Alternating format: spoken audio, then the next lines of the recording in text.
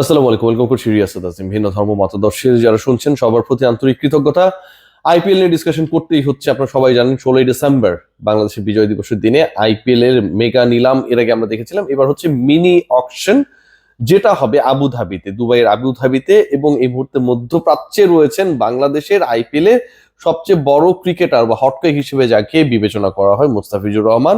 ফিচকে নিয়ে অনেক আলোচনা রয়েছে, আছে, থাকবে। তবে এই মুহূর্তের মেগা স্টোরি যেটা আমি করতে যাচ্ছি সেটা হচ্ছে আইপিএল এর আপকামিং নিলামে মুস্তাফিজ ছাড়াও রয়েছেন আরো 6 জন বাংলাদেশি ক্রিকেটার। 1390 ক্রিকেটারের যে লিস্ট করা হয়েছিল যারা রেজিস্টার্ড ক্রিকেটার ছিলেন, সেই 1390 থেকে ফ্র্যাঞ্চাইজি গুলো আইপিএল এ যেই দলগুলো ক্রিকেটারকে কিনবে, নিলামের মধ্যে ক্রিকেটারকে কিনবে, একটু আগে বলছিলাম আবুধাবিতে সেটা 16 ডিসেম্বর হতে যাচ্ছে, সেই ফ্র্যাঞ্চাইজি গুলো তারা শর্টলিস্ট করার চেষ্টা করেছে বা তারা তাদের পছন্দের ক্রিকেটারের তালিকা আইপিএল গভর্নিং কাউন্সিলের কাছে, গভর্নিং বডির কাছে দিয়েছে। এবং ফ্র্যাঞ্চাইজিগুলো যেসব ক্রিকেটারকে দলে ফেরাতে ইচ্ছুক, যেসব ক্রিকেটারকে তারা নিতে ইচ্ছুক, সেই দেশি বিদেশি ক্রিকেটারদের যে তালিকা দিয়েছিল সেটাকে কাটছাট করে এই তালিকাটায় কিন্তু ফ্র্যাঞ্চাইজিরা যাদেরকে কিনতে ইচ্ছুক তারাই থাকছেন। 10টা ফ্র্যাঞ্চাইজি যাদের কিনতে ইচ্ছুক সেই ক্রিকেটারই থাকছেন। সেই তালিকাটা কাটছাট করে 1390 থেকে নামিয়ে 350 করা হয়েছে। 350 জনের যে তালিকা করা হয়েছে সেখানটায় বাংলাদেশের 7 ক্রিকেটার রয়েছেন। মুস্তাফিজ ছাড়া রয়েছেন বড় নাম। এবারে আইপিএল এ আমার কাছে মনে হয় যে মুস্তাফিজ দল পাবেন, এটা নিয়ে খুব বেশি ডাউটফুল হওয়ার কোনো কারণ নেই। লাস্ট আইপিএল এ তিনি রিপ্লেসমেন্ট ক্রিকেটার হিসেবে যে পারফরমেন্স করেছিলেন সেটা একটা কারণ। টি20তে বছর জুড়ে বাংলাদেশের হয়ে যে সার্ভিস দিয়েছেন সেটা একটা কারণ। আইএল টি20তে এখন পর্যন্ত 42টা বল করার সুযোগ পেয়েছেন, যার 24টা ডট দিয়েছেন, সেটা একটা কারণ। 4টা উইকেট নিয়েছেন। এবং একই সাথে যেই দলগুলো খরচে তুলনামূলকভাবে অনেক বেশি ওপেন থাকবে, 2টা দল স্পেশালি, একটা হচ্ছে মুস্তাফিজের আগের দল চেন্নাই সুপার কিংস, যাকেই বলছিলাম, প্রায় 45 কোটি রুপি তাদের হাতে রয়েছে। এবং অপরটা হচ্ছে কলকাতা নাইট রাইডার্স, আমাদের বাঙালিদের দল, তাদের ঝুলিতে রয়েছে প্রায় 65 crore রুপিস। সো এই দলগুলো হোম ভেন্যুতে যেই টাইপের উইকেট সাধারণত হয় সেগুলোতে কার্যকর হবার কারণটাও একটা কারণ বাংলাদেশি ক্রিকেটারদেরকে পিক করার জন্য। যেই অপর 6 জন রয়েছে, রিশাদ হোসেনের কথা আমি বলছিলাম যে Rishad is going to be a hot cake in the upcoming IPL, সেটার পেছনে যথেষ্ট যুক্তি রয়েছে। আসছি, তাসকিন রয়েছেন তানজিম হাসান সাকিব, নাহিদ রানা, রাকিবুল হাসান, শরীফুল ইসলাম।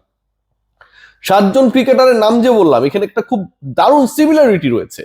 সেই সিমিলারিটি হচ্ছে যে এখানে 5 জন পেসার রয়েছেন, মুস্তাফিজ, তাসকিন, তানজিম সাকিব, নাহিদ রানা, শরীফুল, এবং 2জন স্পিনার রয়েছেন, একজন লেগ স্পিনার আর একজন বাহাতি অর্থোডক্স, রাকিবুল এবং রিশাদ হোসেন। কোনো ব্যাটসম্যান নেই। যেই আইপিএল এর 10 ফ্র্যাঞ্চাইজি তাদের শর্টলিস্ট করেছিল, যেই ক্রিকেটারদেরকে তারা আইপিএল গভর্নিং বডির কাছে রাখার জন্য রিকোয়েস্ট করেছে, যাদের উপর তারা অপশনে বাজি ধরতে চায়, সেই ক্রিকেটারদের মধ্যে বাংলাদেশের 7 জন রয়েছে, কিন্তু কোনো ব্যাটার নেই। 5 জন পেসার, 2জন স্পিনার। আমি কেন বলছি যে মুস্তাফিজ ছাড়া অন্য ক্রিকেটারদের দল পাবার একটা দারুণ পসিবিলিটি রয়েছে 16 ডিসেম্বরে। গেল আইপিএল এ মুস্তাফিজ যখন রিপ্লেস ক্রিকেটার হিসেবে খেলতে গেলেন, তার মূল্য ছিল 6 কোটি রুপি, বাংলা টাকায় প্রায় 8 কোটি প্লাস। এবং যেটা আইপিএল এ বাংলাদেশের ক্রিকেটারের চুক্তিতে রেকর্ড ছিল। এর আগেরটা ছিল মাশরাফি, সেটাকে ক্রস করে মুস্তাফিজুর রহমান এই রেকর্ডটা ভেঙেছিলেন। এবং মুস্তাফিজ কেন শুরু থেকে আইপিএল খেলেন নাই, তাকে নেওয়া হয়নি, মেগা অপশনে মুস্তাফিজ অবিকৃত থেকে গিয়েছিলেন। সেটা যে একটা ভুল ডিসিশন ছিল ফিচ তার বোলিং এর মাধ্যমে, সেটা প্রমাণ করে দিয়েছেন। 3 ম্যাচে 4 উইকেট নিয়েছেন। যেই ম্যাচে উইকেট পাননি, সবচেয়ে বেশি ইকোনমিক্যাল বোলার ছিলেন। যেই ম্যাচে 3 উইকেট পেয়েছিলেন, সেই ম্যাচটা তার দল জিতেছিল। মানে সব দিক থেকেই তার একটা পারফরমেন্স অসাধারণ ছিল। রিশাদের ক্ষেত্রে সুবিধার জায়গা যেটা, সেটা হচ্ছে 2 জায়গা থেকে।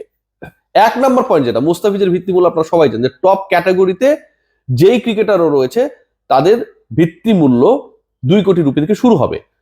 মুস্তাফিজ 2 কোটি রুপি থেকে শুরু হবেন, কিন্তু রিশাদ 75 লাখ রুপিস।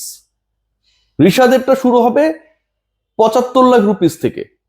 এখন আপনি চিন্তা করে দেখেন যে 75 লাখ রুপিস থেকে যখন আপনার একজন লেগ স্পিনারকে বিট করার সুযোগ তৈরি হবে, এবং দলগুলো যখন মোটামুটি 40 কোটি 35 কোটি 60 কোটি প্লাস অর্থ নিয়ে এই মিনি অকশনে নামছেন এবং বিদেশি ক্রিকেটার নিতেই পারবেন টোটাল স্লট ফাঁকা যে হিসাবে 31 জন 110 জনের মধ্য থেকে 110 জন বিদেশি রয়েছে ওই 350-এর মধ্যে, যার থেকে 31 জনের বিদেশি ক্রিকেটারের স্পট 10টা ফ্র্যাঞ্চাইজির মধ্যে ফাঁকা রয়েছে। সো সেই জায়গায় 75 lakh rupee is not going to be a big deal. Undoubtedly 75 lakh rupee কোনো বিগ ডিলই না। বাংলাদেশের প্রেক্ষাপটে নাইম শেখ যদি 1 কোটি 10 লাখ টাকায় বিক্রি হয়, সেখানটায় আইপিএল এর প্রেক্ষাপটে 75 লাখ রুপি পারচেজিং রিশাদ হোসেন আমার কাছে কোনোভাবেই বিগ ডিল মনে হয় না। একটা হচ্ছে তার বেস প্রাইস, কেন রিশাদের চান্সেস খুব হাই। সেকেন্ড পয়েন্ট যেটা লজিক্যালি আমরা চিন্তা করি, আবেগের জায়গা না। দেখুন, রিশাদ বাংলাদেশের হয়ে এই বছরটাতে সবচেয়ে বেশি উইকেট টেকার ছিলেন, 33টা উইকেট নিয়েছেন এবং কনসিস্টেন্টলি উইকেট নিয়েছেন, ক্রিটিক্যাল মোমেন্টে উইকেট নিয়েছেন, মোমেন্টাম ক্রিয়েট করার ক্ষেত্রে বড় রোল প্লে করেছেন matches after matches. Rishad is the only cricketer যিনি আপকামিং বিপিএল এ খেলবেন না, is going to participate in the Big ব্যাশ। গত রাতে তিনি অস্ট্রেলিয়ার উদ্দেশ্যে রওনা হয়েছেন। সো ক্রিকেটার যিনি রিকি পন্টিং এর আন্ডারে হোবার্টের হয়ে খেলবেন, I am mentioning the name again, and Ricky Ponting is definitely a very good character, influential character in the upcoming IPL as well. Ponting সেখানেও থাকবেন। পন্টিং এর আন্ডারে রিশাদ যিনি হোবার্টে পন্টিং এর কোচিং এ খেলবেন, তার নেতৃত্বে খেলবেন এবং তিনি ফুল সিজনের জন্য বিগ ব্যাশ খেলতে চলে গেছেন, সেই রিশাদ বিগ ব্যাশের এক্সপেরিয়েন্সের কারণে এগিয়ে থাকবেন নাম্বার 1, প্রাইজের কারণে এগিয়ে থাকবেন নাম্বার 2, এবং পন্টিং অস্ট্রেলিয়ান সেটআপ তাদের সাথে কাজ করার কারণে আমার কাছে মনে হয় একটা মুস্তাফিজের থেকেও অ্যাডভান্টেজেস সিচুয়েশনে পজিশনে থাকবেন। So it's going to be very exciting IPL auction on 16th December, যেখানটা আমার কাছে মনে হয় রিশাদ এবং মুস্তাফিজকে নিয়ে যথেষ্ট আগ্রহ ক্রিয়েট হওয়ার সুযোগ রয়েছে।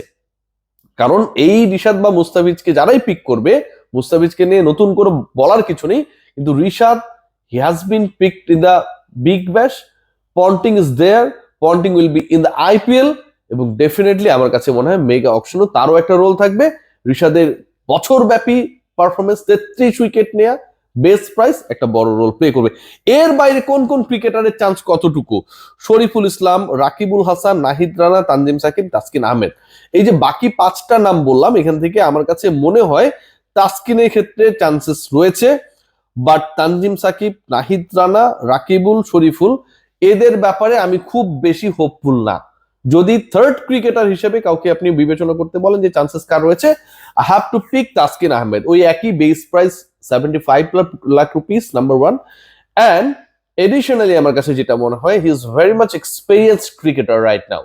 বিভিন্ন সময় তাসকিনকে নিয়ে আইপিএল ফ্র্যাঞ্চাইজিগুলোর অনেক অনেক বেশি ইন্টারেস্ট ছিল, বাট শেষ পর্যন্ত বাংলাদেশ ক্রিকেট বোর্ডের অতি মানবীয় বরফযুগীয় সিদ্ধান্তের কারণে শেষ পর্যন্ত সেই সিদ্ধান্তগুলো তাসকিনের ফেভারে যায় নাই।